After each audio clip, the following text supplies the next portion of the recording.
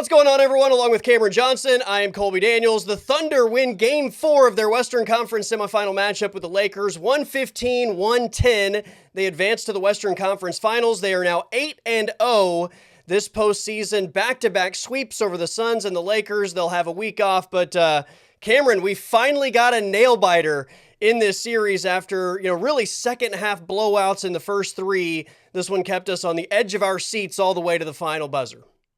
Yeah, what a game. By far the best of the series, like you said. And honestly, if it had to be this game, I'm glad because if we were going to stay up this late for a late tip-off, I'm glad that they saved all the fun for the end. That was just, that was any tiredness you had watching the game disappears in that fourth quarter when you watch them just going back and forth, just trading blows on both ends.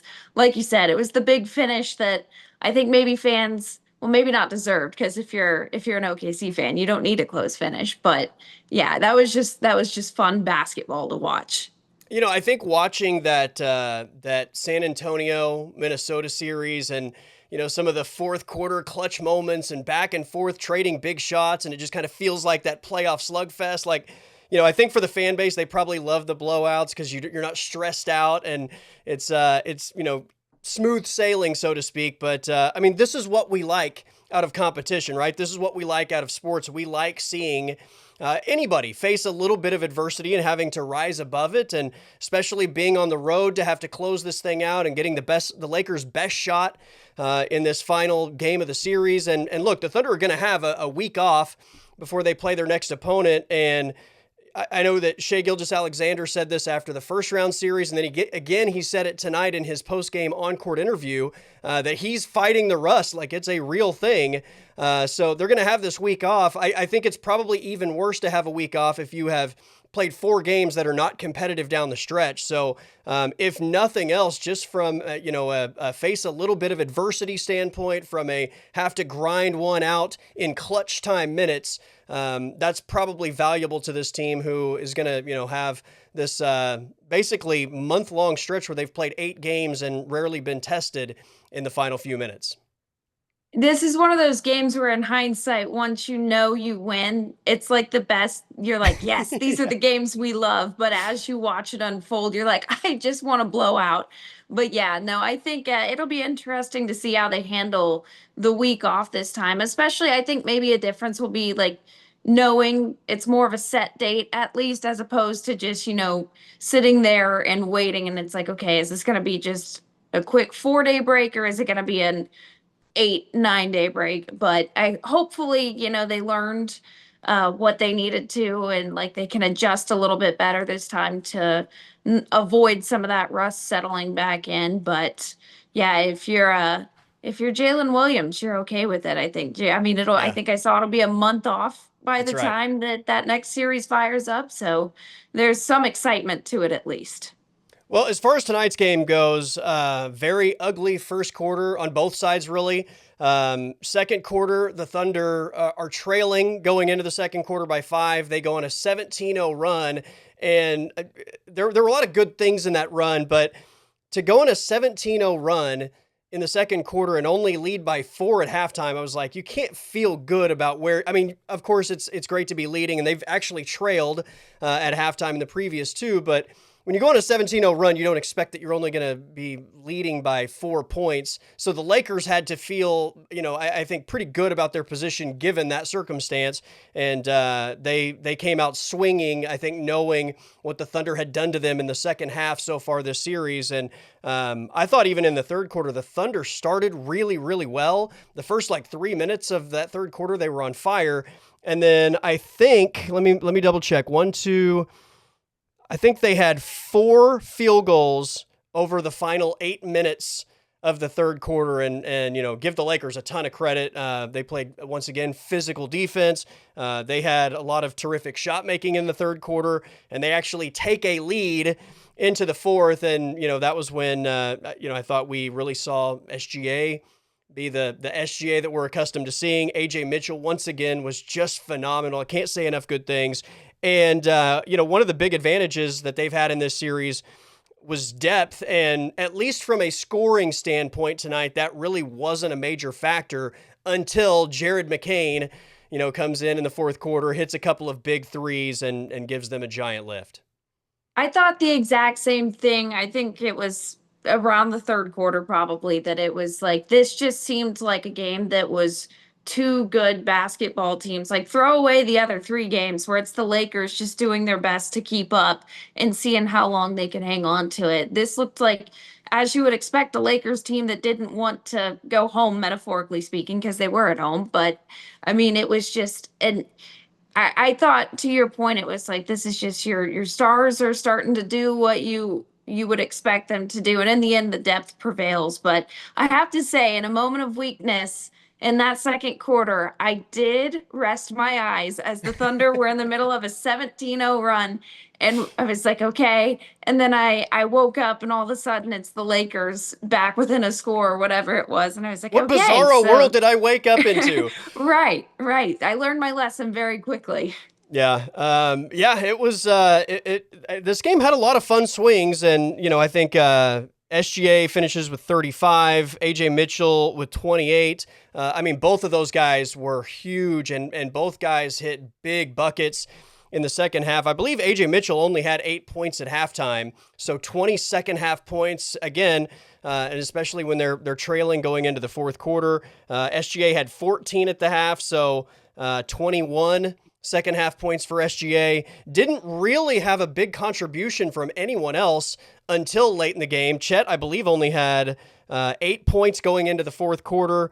He finishes with 16. And like I said earlier, the bench, I think, had scored 17 points through the first three quarters, and then you have, Jared McCain hitting some of those big shots. And I enjoyed the shot making from both sides. I think in the final 5 minutes, I thought when Hartenstein got that steal off of a free throw, I believe it was, and then threw it to Chet, he dunks it. And then I think on the very next possession, Hart feeds Chet again. It was a 6-point lead with 2 minutes to go. I thought, that's it. That felt like it was kind of the hammer, and you knew that the Lakers weren't going to give up, but 6 points I thought was just enough distance given how the Thunder were playing at that point that, it was enough cushion. They were going to be able to just trade buckets maybe the rest of the way. And then Chet fouls Rui on the 3-pointer. It's a 4-point play. He cuts the 6-point lead down to 2. Next possession, Chet fouls Marcus Smart on a layup, 3-point play.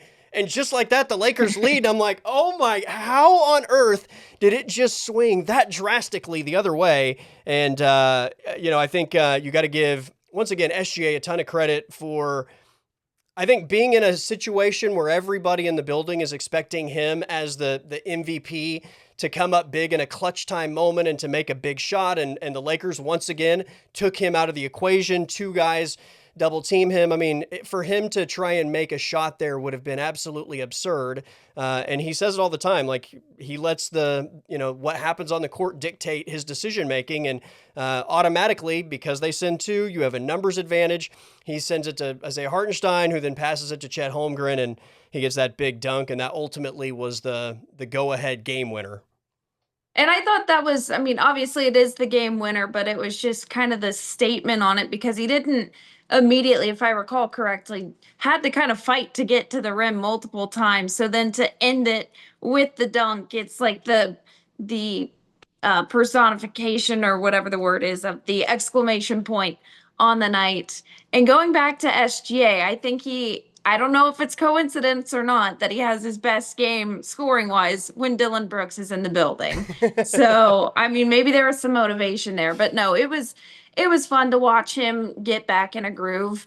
And the fact that, on any other team where you don't have Shea having his best night, AJ Mitchell has the best night of all. I mean, he is just, we've talked about it this whole series and before, just how fun he's been to watch. And he has stepped up into a real, he plays a real role in this series right now. And I think everything is going right. This was a good test for them. And now we'll see how they handle it moving forward.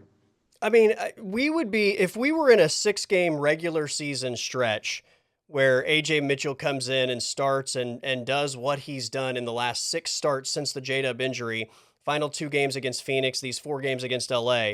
If this were just a regular season stretch, we would be talking about how phenomenal he has played. He's doing this in the postseason in playoff basketball where every single possession is magnified, right? The importance of, I mean, you hear everybody talk about it. In the playoffs, the margins are so slim that the details are important, and the detail on every single play matters in terms of wins and losses. And this guy has, I mean, I think his usage rate has to be above even what SGA's was in this series because of the way the Lakers defended SGA and what the Thunder needed out of AJ Mitchell from a ball handling standpoint, on top of the shot making. And this 6-game stretch for a guy that has played as little basketball as he has in the postseason is like, I can't overstate how insanely good AJ Mitchell has played here. And like, Shea was great tonight, and Mhm. AJ Mitchell is I think in my mind by far the MVP of this series. I would agree with you there. Both he and Jared McCain have been so fun to watch as well. Especially they seem to kind of team up on runs there. I think it was I can't remember now if it was the third or fourth quarter, but they went on a tear where they were combining for like the first uh 8, 10 points or whatever it is. And those are just two guys who, when this season starts, you ask who are some of the biggest role players in this postseason. You probably wouldn't think those two. And Right. yet, well, especially not Jared McCain at the beginning of the season. But I mean, it's, we've said it all along, a testament to the depth, but on a night when depth wasn't really the huge factor, to still step up and deliver with the game on the line like that is huge. And we've said this about SGA so many times. There are nights that maybe he isn't like having the greatest scoring night ever, the most efficient scoring night ever. Those are few and far between, by the way. I mean, he's such a model of consistency, and he's talked about it, like on nights that he doesn't feel like he's in his rhythm, he finds ways to help the team. And sometimes that's defensively, right? And I think we've seen it even in this postseason, whether it's been like a big steal in the fourth quarter against Phoenix, or a block shot on Austin Reeves in the previous game. I mean, he's on a team that has probably 5 guys that could be all defensive honor type of guys. Like SGA is a really good defender. Yeah. He's just not like on that same level, but he is not a minus in the defensive column at all. AJ Mitchell's kind of out of that mold as well. And, I think as this series has gone on, he has kind of searched for moments where he can be an impact player even on defense. He ends up with 4 steals tonight, and I thought there were a lot of timely steals where, Mhm. it was just in a big moment, all of a sudden, AJ Mitchell is helping out and stealing the ball, or, his on-ball defense is terrific. Like, he is such a crafty defender. Again, like Shea, just finds ways to contribute on that end simultaneously. And, he's never going to, I think, probably get the defensive type of consideration that Lou Dort and Alex Caruso and Chet Holmgren and Cason Wallace get, J-Dub. But he is a really, really good, like if AJ Mitchell is the worst defender of your 5 guys on the floor, you have an insanely great defensive unit out there. Yeah, and you mentioned it. The timing is the key for me because you have guys like AJ Mitchell, Shea Gilgeous-Alexander, who are not, the biggest name defenders out there, but they seem to come up with these plays right whenever you need them most, and that's what deflates a run. I thought, obviously the Lakers looked a lot better in that second half than they have most of the series, but it was like anytime the Thunder, they go up big and you think they're about to blow it open, but then the Lakers come on a run or come back with a run of their own. What I thought always felt like eliminated the stress there was that the Thunder always come up with a timely steal. They pickpocket you, and all of a sudden the momentum just shifted back. And it is because of those players who just step up at any given time. It can be anyone, and it's really costly in the end. I thought one of the big areas of struggle tonight was their ability, and this is usually a strength, and it's been a strength for them most of the season, most of this postseason. They were able to, I mean, LA had 19 turnovers. I thought the Thunder struggled to capitalize on a lot of those. Mhm. I think they ended up with 22 points off of turnovers, but I mean that's a little over 1 point per turnover. And there were just so many moments where I felt like they got a turnover, they got a steal, something, and they had numbers and just didn't execute it well. I mean, if we're going to find criticisms, I guess, of this team as far as tonight goes, that was one area that I certainly noticed throughout the game that they weren't as efficient off of turnovers as they typically are. I think that's the scariest thing if you're any other team watching them right now is that this whole series they really didn't play their best brand of basketball. It was kind of a different area every night, maybe not their best shooting like you said tonight, capitalizing off of turnovers, but if it really is a rust issue and they know how to handle that moving forward, like that they're going to be a dangerous team. I think this next series is going to be their hardest. So it'll be kind of interesting to measure that from that standpoint. But yeah, I think they have yet to reach they have not hit their ceiling yet, but when they do, it's crazy to think what they could look like. By the way, I know on my Twitter timeline at least, I did see some of the like, oh my gosh, the Thunder getting this whistle in the fourth quarter, blah blah blah. The Lakers still shot more free throws than the Thunder tonight, and for most of the game, it was by a pretty decent margin. And Hmm. obviously, and especially in the final 12 seconds, I mean, Shea and AJ both got free throw opportunities, but I mean, the whole like SGA probably deserved 3 or 4 extra whistles than he actually got tonight. This idea that Shea just never deserves a call is wild to me, and I think throughout this series, the Lakers were afforded this ability to play extra physical with him, and he didn't get like a great whistle in this series. He fought through it. I think he was probably frustrated by not like I think he enjoys the fact that his teammates stepped up when the Lakers chose to defend him the way they did, and he loves winning and he will take that all day. But just as a player, it's got to be frustrating that you're in some way having to like play decoy because they're doubling you and your other guys have an advantage, and then you have Marcus Smart just hands all over you the entire game. But despite that, I thought in the second half again, finally the first really close game. He stepped up and just kind of went into like Shea, like stone cold killer type of mode, just that assassin mode where nothing was going to get in his way, nothing was going to stop him, and I mean he is the clutch player of the year for crying out loud. Yeah, this is true. Maybe that's what was missing was these games were just simply not close enough for him. So once they got within a certain margin with a certain amount of time left, it activated that in him. But if you're a fan, you love to see that happen in this game. It's like, like I said, I think this next series could, depending who they face in the if they make the finals, would be your finals matchup this next series. So you want to see him hitting his stride after a little bit. It's hard to call it a slump at the same time, knowing the defensive strategies around him. But I think that it's a good confidence booster for him. Not that he needed one. I'm sure he handles it. He's SGA, but you like to see it. I'll be very curious to see if either team tries to duplicate that strategy. I mean, again, like it's not as though Shea had a bad series. He scored what, 18, 22, 23, and then Yeah. tonight 35. So he's still I mean impacting the game from a point standpoint in a big way, but I think what it's done is it's opened up so much more of the offense and it gives you, a numbers advantage. And the Thunder capitalized on that more often than not. If it's San Antonio, I don't think that they will do that because I think they have so many good defenders out there.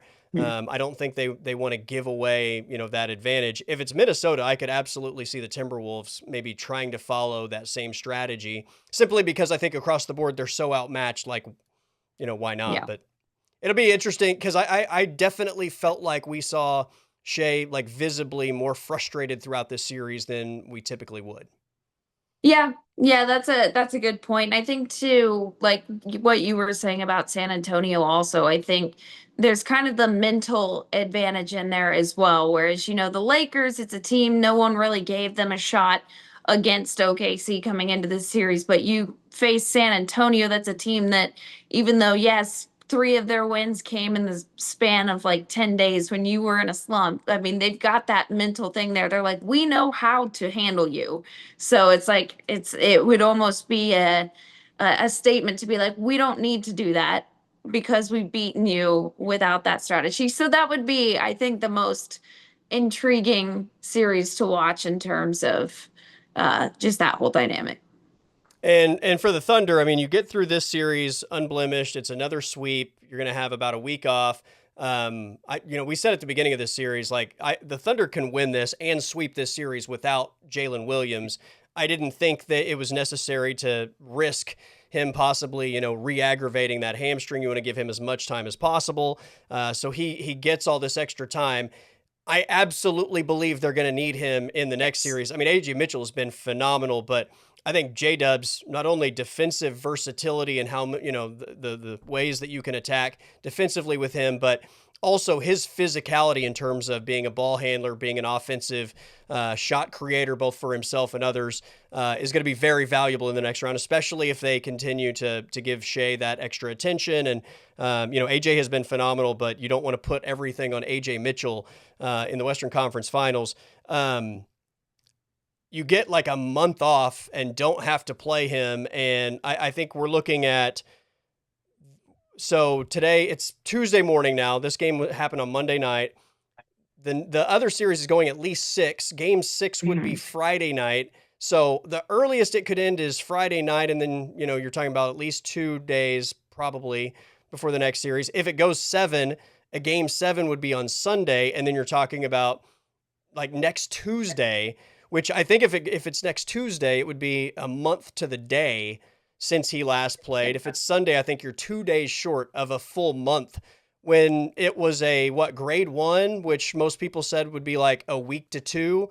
And I think you have to be extra cautious with those things. But my gosh, what a luxury to be able to sit Jalen Williams for a month, go 8-0 in your playoff games, and hopefully have him like 100% ready for the big series that everybody has been kind of counting down since December. And especially when you consider that Jalen Williams takes it up a notch in the postseason, maybe multiple notches as well. But I think what is a good advantage for him is that an unfortunate advantage, but he is, had to come back from injury throughout the season. So I think mentally that probably helps you to where, maybe some people are like, well, he's had a month off. Is he going to come back rusty? But we've seen him, he's had to do it himself multiple times already to where you come back and just step right in and hopefully, you pick up right where you left off after that first game and a half. And it's scary to think what he could do. Yeah.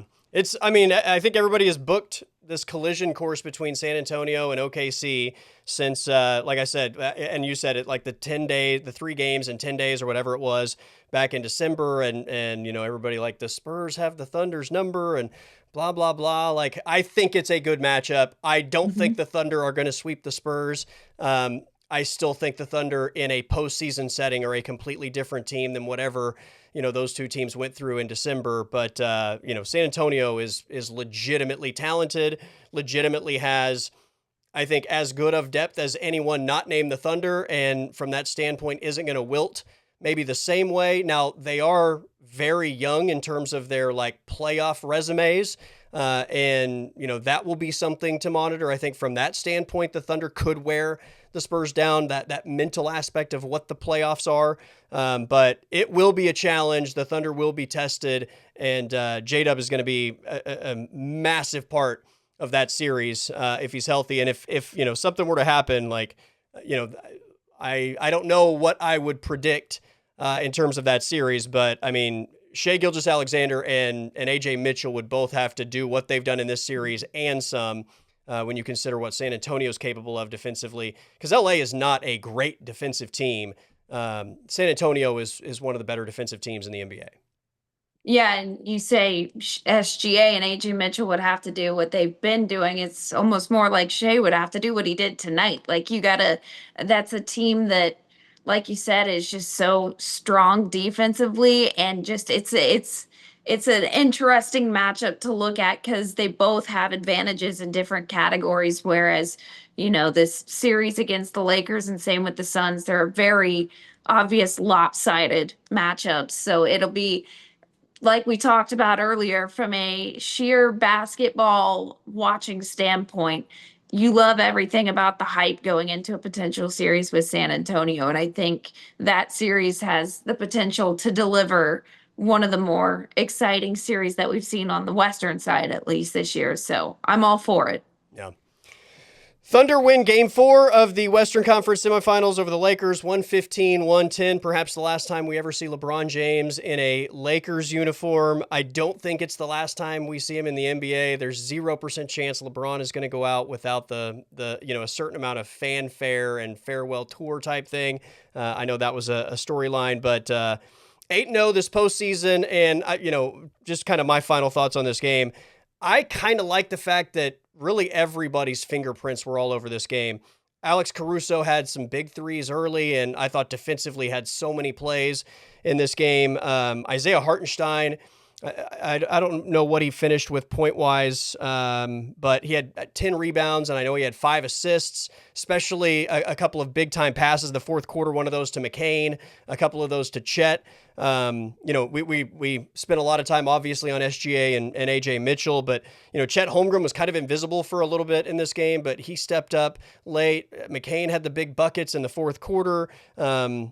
Again, when it comes to the playoffs, it's the margins, right? It's these tiny details, and there were so many tiny details with tonight's game where different players kind of did small things that ultimately edged out the win for OKC.